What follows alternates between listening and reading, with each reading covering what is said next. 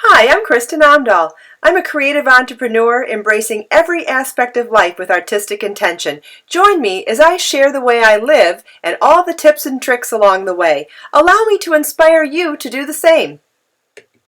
Please like, share, or comment on my videos. I'd love to hear from you. And if you subscribe to my channel, you'll be first to know when there's something new.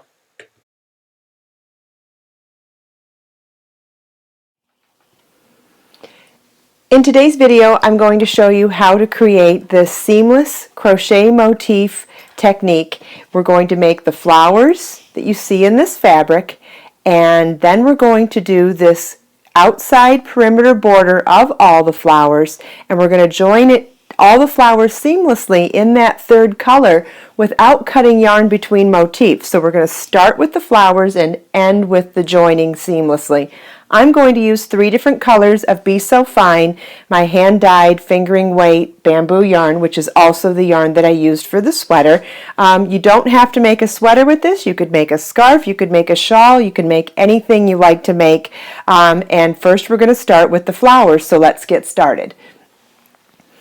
I've got some of the flowers done. I'm doing flowers in 2 of the different colors and then using a third color for the joining. So I'm going to show you a grid of 3 by 3 or 9 squares. So I've got 4 of my purple ones done, 3 of my turquoise ones done, and I'm going to do 2 more in the turquoise, and that's what I'm going to show you how to do. There's 2 different ways that I would like to show you how to start them. Each way involves a way of hiding the initial tail so that you don't have to weave it in at the end. And we're going to start with tying a knot onto our crochet hook. I'm using a G6 crochet hook, which is 4 millimeter, and we're going to chain 5. 1, 2, 3, 4, 5. Move everything else out of the way. We're going to slip stitch into the 5th chain from the hook to form a ring. Now we're going to be working in the ring, not in the actual chains, but in that larger ring, that space formed from the ring. And we're going to chain 4. And now we're going to work a 3 treble cluster, which means we're going to do the first portion of 3 treble crochets, leaving the last step until we have all 3 of them on the hook, and then joining them all together at the same time. And I'll show you how we do that. We're going to yarn over our hook twice, insert our hook into the ring, yarn over, pull up a loop, yarn over, pull through 2, yarn over, pull through 2. We now have 2 loops remaining on our hook. If we were going to do a regular treble crochet, we'd do yarn over, pull through 2 one more time, but we're leaving that last step until the end of the treble. So we're going to cluster. So we're going to yarn over twice again, insert our hook in the ring, yarn over, pull up a loop, yarn over, pull through 2, yarn over, pull through 2. We now have 3 loops on our hook and 2 partial treble crochets started. Yarn over twice, insert our hook in the ring, yarn over, pull up a loop, yarn over, pull through 2, yarn over, pull through 2. And now we have 4 loops on our hook. We're going to yarn over and pull through all 4 loops at the same time, and that is a 3 treble crochet cluster. We're now going to chain 4, and now I want you to be aware of the fact that I'm working my stitches not only around the ring but around that beginning tail as well. By working our stitches around the ring and the tail, we're covering up the tail as we go, in essence weaving in that end as we go, so we won't have to do it at the end. We're going to chain 4, yarn over twice, insert our hook in the ring, yarn over, pull up a loop, yarn over, pull through 2, yarn over, pull through 2. We now have 2 loops on our hook, yarn over twice, insert our hook in the ring, yarn over, pull up a loop, yarn over, pull through 2, yarn over, pull through 2. We now have 3 loops on our hook. We're going to yarn over twice, insert our hook in the ring, yarn over, pull up a loop, yarn over, pull through 2, yarn over, pull through 2. We now have 4 loops on our hook, yarn over and pull through all 4 loops on our hook. We have a second 3 treble crochet cluster complete. Chain 4 and slip stitch again in the ring, and we're working around both the ring and our beginning tail. You don't have to do that. I just think it's a nice way of hiding that tail so that we don't have to deal with it at the end. It's one less end to weave in, right? Yarn over twice, insert a hook in the ring, yarn over, pull up a loop, yarn over, pull through two, yarn over, pull through two, two loops on our hook, yarn over twice, insert a hook in the ring, yarn over, pull up a loop, yarn over, pull through two, yarn over, pull through two, three loops on our hook, yarn over twice, insert a hook in the ring, yarn over, pull up a loop, yarn over, pull through two, yarn over, pull through two. We now have four loops on our hook, yarn over, pull through all four loops on our hook, chain four, and slip stitch in the ring. I'm going to set our work down so you can see what it looks like now. We now have 3 of our petals complete, but we want it to be a 4-petal flower, so we're going to do one more repeat. And so we'll chain 4.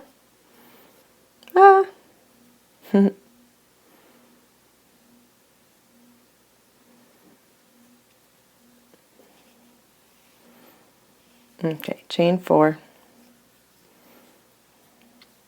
And one of the other beauty tips about working around the ring instead of in the actual chains is that you run out of space in here, you can slide your stitches over. They're just worked around the ring, not into the actual chains. Yarn over twice, insert your hook in the ring, yarn over, pull up a loop, yarn over, pull through two, yarn over, pull through two, yarn over twice, insert your hook in the ring, yarn over, pull up a loop, yarn over, pull through two, yarn over, pull through two, yarn over twice, insert your hook in the ring, yarn over, pull up a loop, yarn over, pull through two, yarn over, pull through two. We now have 4 loops on our hook, yarn over, pull through all 4 loops, chain 4, and we're going to slip stitch in the ring one last time, and now we can fasten off. Okay, so we'll turn this over. The tail that we were crocheting around as we went has now been woven in around all of those stitches. This is on the back side, so I'm going to snip that one off, no problem, and I'll grab my yarn needle and thread my end tail. And the easiest way to weave this in is just to weave it in around all those concentrations, all that concentration of stitches at the base, right around the ring. And I'll go for a bit in one direction, turn around, work in the other, and just work myself back and forth in a couple, just work myself back and forth in a couple of directions to be secure. And then I'll snip it close to the edge as well. Like that. So that's one way to do the 4-petal flower. And I'm going to show you one other way that I like to do sometimes, and that is by crocheting the tail as we go. And it really only works invisibly if you're only going to do it around a chain that gets covered, like in this motif.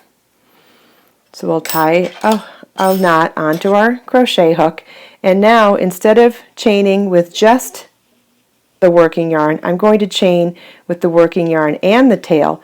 If I just grab onto that knot with my thumbnail to get a handle of things and work my first chain with both the tail and the working yarn, and I'm going to do my chain 5 exactly the same way. I just so happen to eat up the tail at the end of the chain 5, which is perfect timing, and I'll slip stitch to join, and now I have my chain 5 space in double yarn instead of singular, but you're not going to see it anyways because it's going to be covered by all these stitches to create these petals. So now we'll continue on in our first round exactly the same way we did in the last flower, which is a chain 4 and a 3 treble cluster.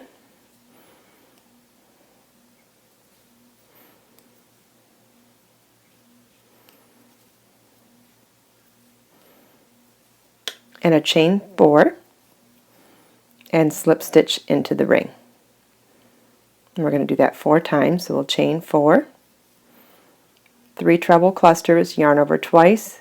Well, I'll show you as I do it. Yarn over twice, insert a hook in the ring, yarn over, pull up a loop, yarn over, pull through 2, pull through 2, yarn over twice, insert a hook in the ring, yarn over, pull up a loop, yarn over, pull through 2, yarn over, pull through 2, yarn over twice, insert a hook in the ring, yarn over, pull up a loop, yarn over, pull through 2, yarn over, pull through 2, pull through all 4 loops on the hook, chain 4, and slip stitch again in the ring. And we're going to do that 2 more times, chain 4, yarn over twice, we'll do a 3 treble cluster in the ring,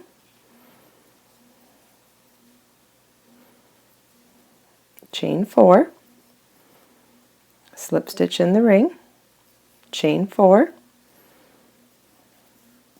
yarn over twice, work a 3 treble cluster in the ring,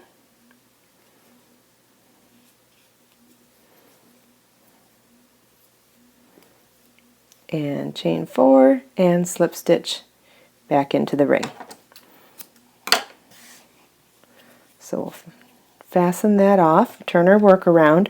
Our original starting tail is now woven in and we can't see it anywhere. We just have this secondary or end tail to weave in, so we'll thread it into the yarn needle and weave around just like we did with the first flower. So either technique works really well for eliminating one of the ends per flower to weave in at the end. If you don't like either of them, you're more than welcome to have that second end to weave in. It's entirely up to you. It won't change the look. It won't change the structure of your flowers. It just changes the amount of work you do at the end. So now I should have all 9 of my flowers.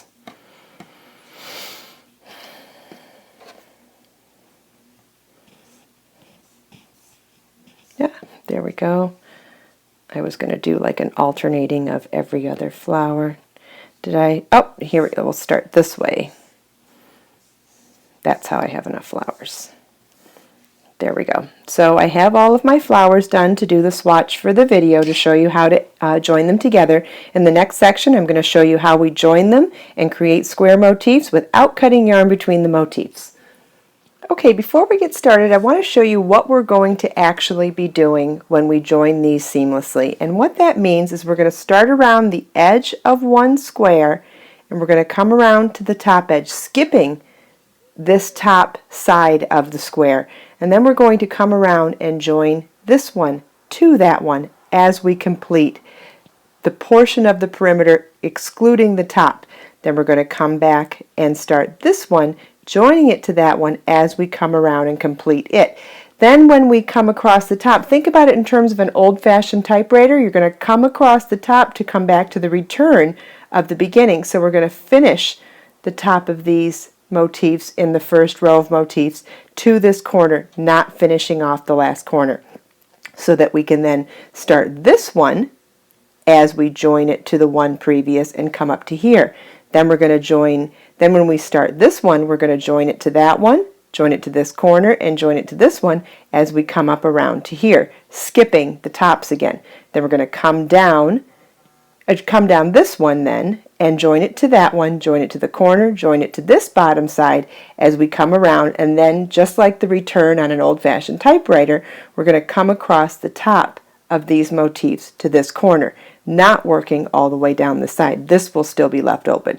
And then we will come across and start this one, joining it to this one and the corner, coming up around the side. Then when we start this one, we'll join it to this one, to the corner, to this one as we come around up to here, skipping the top. And we're going to do that across this one, joining it to this one, this corner, this side, and coming up to the top, and then coming up across here. Then as we come to the end, we'll then join all the way down here. And what these 9 squares represent is any size project two-dimensionally then, because you can do this as far over as you want. You'll always have a left corner, any number of middle pieces, and a right corner of your first row.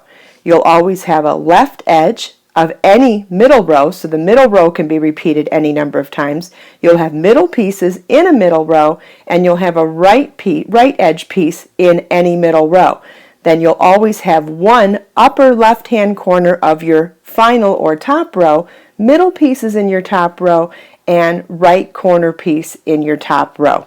So this column can get repeated, and this row can get repeated as many times as you need to make this a scarf, to make it a wrap, to make it anything you want.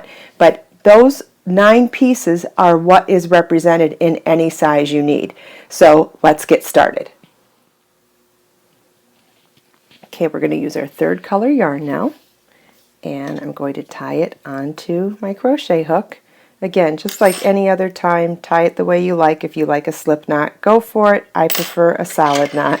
Oh, I moved my, okay, well, we're going to have to get these out of the way now anyway, so I'll leave these 9 over here. We're going to start with our first square, and we're going to start by joining it in, remember how we have chain 4 spaces on either side of our petals?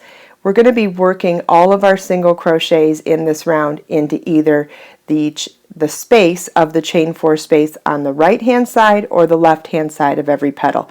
And we're going to start by picking up any petal as long as we start with the chain 4 space on the left hand side of any petal. So I slip stitch to join in the chain 4 space on the left side of any petal, chain 1 and single crochet in the same space. We're going to chain 5 and single crochet in the chain 4 space of the next petal. Chain 7, single crochet in the next chain 4 space, chain 5, single crochet in the next chain 4 space. And now I'm going to set it down, and I'm going to show you that no matter which square we're working on, this is the gist of the square. We've got chain 5 spaces between the petals and chain 7 space corners over the petals. And that's it to the entire square. Now, in order to create the chain 7 space for the next corner, we're going to chain 7. But now we need to single crochet into the chain 4 space on the left hand side of this next motif.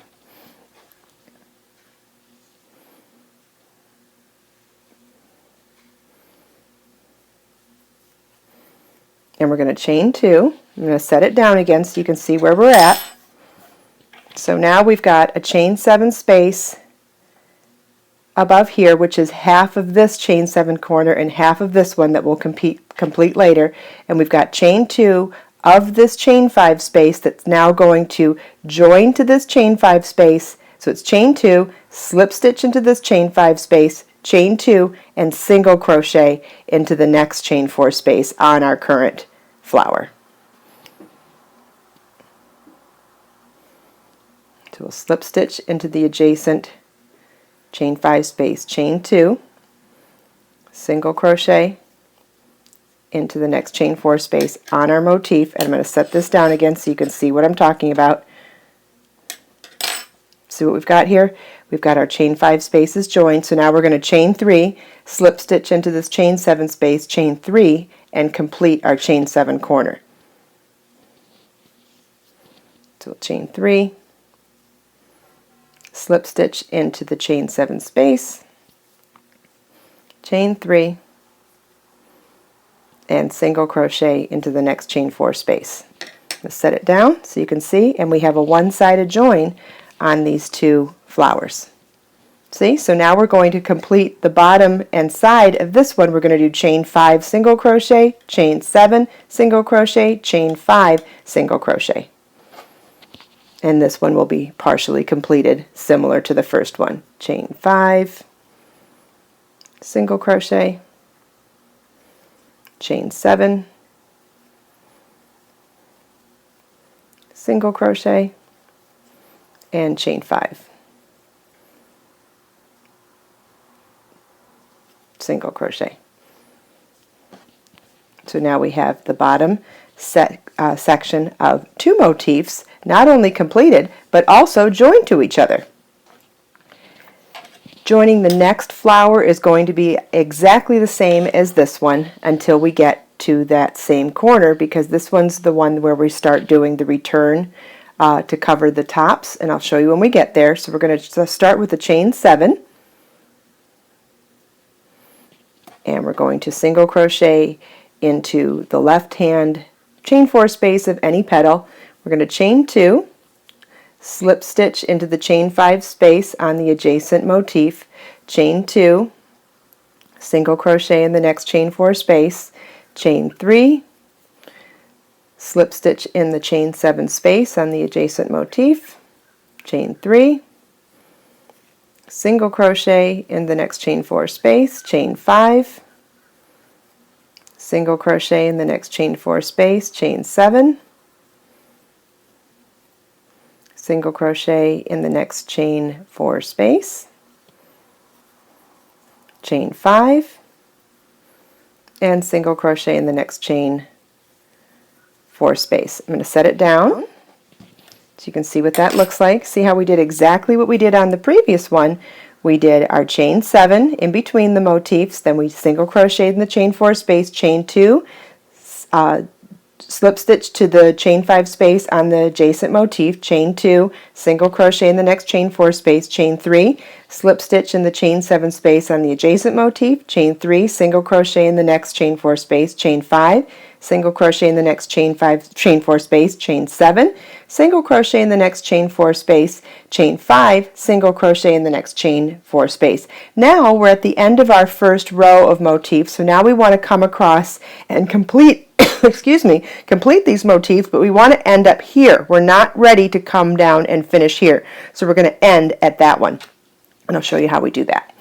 So we're going to do a corner. Okay, we chain 7, single crochet in the next chain 4 space, chain 5, single crochet in the next chain 4 space, and now we're going to chain 3, slip stitch in the center or the 4th chain of that chain 7 space between the motifs, chain 3, and single crochet in the next motif's next chain 4 space, and I'll show you what that means. And that means that we've created 2 chain 7 space corners by joining it over the top. And normally we would do a chain 7 space here, and then we would do a chain 3 slip stitch, chain 3 here to create a chain 7 joined corner. But we did it a little differently this time because of this technique, and we did the chain 7 here and then chain 3 slip stitch, chain 3, and single crochet there. Pretty cool, huh? It's one of the things that we do is just we do the same stitches, we just do them in a little different order to eliminate the cutting of yarn between motifs. So we're going to chain 5, single crochet in the next chain 4 space, chain 3, slip stitch in the next chain 7 space, or the 4th chain, the center one of that chain 7 space, chain 3, single crochet in the next chain 4 space, and chain 5, which is in single crochet in the next chain 4 space, which is what we said we'd do for this row, until we're at the actual end, and we're going to be working along this edge. Every row of motifs is always going to end at the right side chain 4 space of the top petal. So now we want to start by adding the first motif to our second row of motifs, and it's going to be a one-sided join. Anything in this right column will always be a one-sided join, and then everything going forward will be a two-sided join, and I'll show you what that means when we get there. So we're going to chain 7,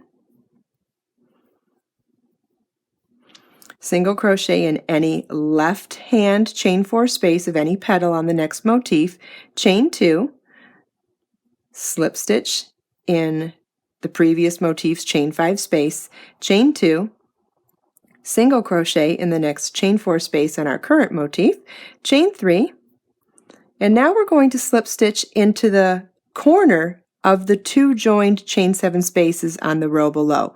And what I prefer to do is to slip stitch into that exact same chain. It gives you a tighter, more professional look. You could always work into the chain 7 space, but I think it looks way more professional if you choose the same exact chain as all the other joins. And when I set this down, I'll show you what I mean. Then we did our final chain 5 our single crochet to the last chain 4 space before moving on. And you'll see we worked all of the slip stitches into the exact same chain. So when we come around joining this flower, we're going to join into that exact same chain again. I'll show you when we get there. So now we're going to chain 7. And this is the first motif that's going to be a two-sided join. We're going to single crochet into the left-hand chain 4 space of any petal on this next motif, chain 2, we're going to slip stitch into the chain 5 space on the previous motif, chain 2, single crochet into the next chain 4 space on our current motif, chain 3. We're now going to slip stitch into that same chain of that corner join of all those chain 7 spaces, chain 3, single crochet in the next chain 4 space, chain 2, slip stitch in the next chain 5 space, chain 2, single crochet into the next chain 5 space, chain 3, slip stitch into the next chain 7 corner, chain 3, single crochet in the next chain 4 space, chain 5, and single crochet in the next chain 4 space. So you'll see we started with that chain 7, then we did a single crochet, chain 2 join, chain 2 single crochet, chain 3 join, chain 3 single, chain 2 join, chain 2 single crochet, chain 3 join, chain 3 single, and chain 5 single. So now that's how we do a two-sided join, and we're ready to add our next flower. So we'll do this one exactly the same way we did the last one, except this is the one where we'll do the return across the top of the entire row. 1, 2, 3, 4, 5, 6, 7. Single crochet into any flower petal as long as it's the left-hand side, chain 4 space, chain 2, slip stitch into the next chain 5 space. On the previous, chain 2, single crochet into the next chain 4 space on our current, chain 3, single crochet, slip stitch into the next chain 7 space corner, chain 3, single crochet in the next chain 4 space, chain 2, slip stitch into the next chain 5 space, chain 2, single crochet in the next chain 4 space, chain 3, slip stitch in the next chain 7 space, chain 3, single crochet in the next chain 4 space, chain 5, single crochet in the next chain 4 space. Oh, and then I'll set it down. That's where we would end if we were doing any more stitches, any more squares along where we do two-sided, but because we're in the right-hand column or the end column, we're now going to come across and work the tops of these motifs until we get to that spot there, because it's not our final row yet. So we'll chain 7, single crochet in the next chain 4 space, chain 5, single crochet in the next chain 4 space. This is how we do the return across, same as we did on the first row of motifs and same as we'll do on any row of motifs.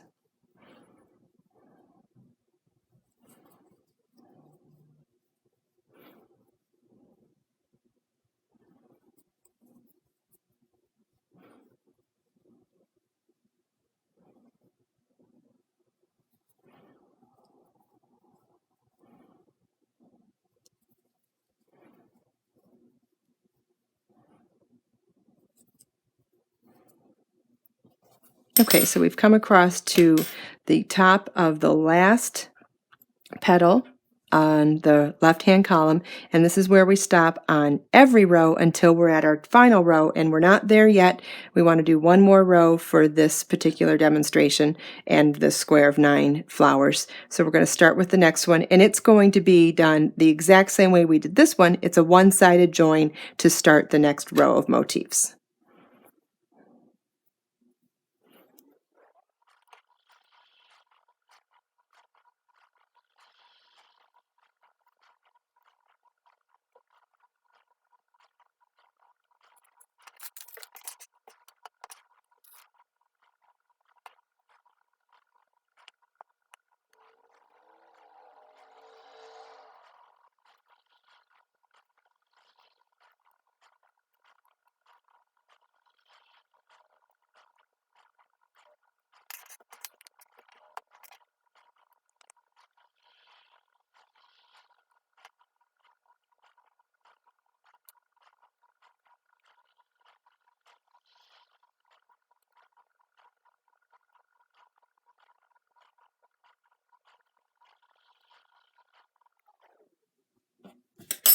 Okay, we've now reached the outer edge, so we're going to work across the tops of all of these motifs, but because this is our final round, we're now going to continue on and work all the way down here. So when we get to the point that we normally get to, I'll stop again and show you how we finish this off. We're going to start with the chain 7 for the corners and the chain 5s along the sides. Same as we've done in all the returns across the tops of the motifs of every row so far. Chain 3, slip stitch to join in the chain 7 space between the motifs. Chain 3 single, chain 5 single, crochet, chain 3, slip stitch in the center of the chain 7 space, chain 3, single in the next chain 4, chain 5, single in the last chain 4 space across the top. So this is where we would end if we were going to continue on and do another row, but we're not in this particular case. So now we're going to continue on and do a chain 7 corner, chain 5, chain 3, join in the center of the chain 7, and so on all the way down to the end. All stuff you already know how to do at this point. 1, 2, 3, 4, 5, 6, 7, single crochet in the next chain 4 space,